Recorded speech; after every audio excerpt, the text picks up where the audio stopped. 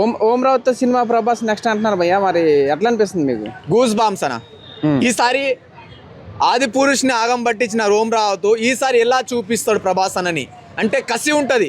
ఇప్పుడు ఒక వ్యక్తి ఫ్లాప్ అయింది అనుకో ఒక విషయంలో, దాని బౌన్స్ బ్యాక్ ఎట్లా ఇస్తాడు, కమ్ బ్యాక్ ఎట్లా ఇస్తాడు అనేది ఛాన్స్ ఇవ్వడం మంచిది అంటారా? 100% మంచిది. ఏం తప్పేముందనా? ఓం రావు లాంటి మంచి డైరెక్టర్కి ఆయన ఏదో ఫ్యూచర్ జనరేషన్ దృష్టిలో పెట్టుకుని సినిమాని బొమ్మలాగా ఏదో చేద్దామని యానిమేటెడ్ టైప్ లో చేద్దామని అనుకున్నాడు.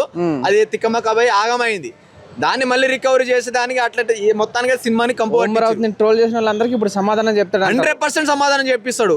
ఈ మాట ఎందుకు చెప్తున్నా అంటే 100% సమాధానం దొరుకుతుంది. ఓం రావత్ మంచి కంబ్యాక్ ఇస్తాడు. ఈసారి మళ్ళీ ఓం రావత్కి ఛాన్స్ ఇచ్చిండంటే ఆ స్టోరీలో దమ్ ఎంత ఉంది అంటే, ఆయనకు అంటే ప్రభాస్ అన్న ఇమేజ్ని డ్యామేజ్ చేసిన సినిమాని ఈరోజు మళ్ళీ ఛాన్స్ ఇచ్చిందంటే ఏ రేంజ్లో కంబ్యాక్ ఇస్తాడు ఓం రావత్కి, ఆ స్టోరీలో ఎంత దమ్ ఉంది. ఇక తికమక్క కాకుండా నువ్వు నార్మల్గా తీస్తే చాలు రాబాయ్ అనేసి అనే ఉంటాడు. సినిమా హిట్ అవుతుంది అనేసి నా అభిప్రాయం అన్న. ఓం రావత్కి మంచి ఛాన్స్ దొరికింది ప్రభాస్.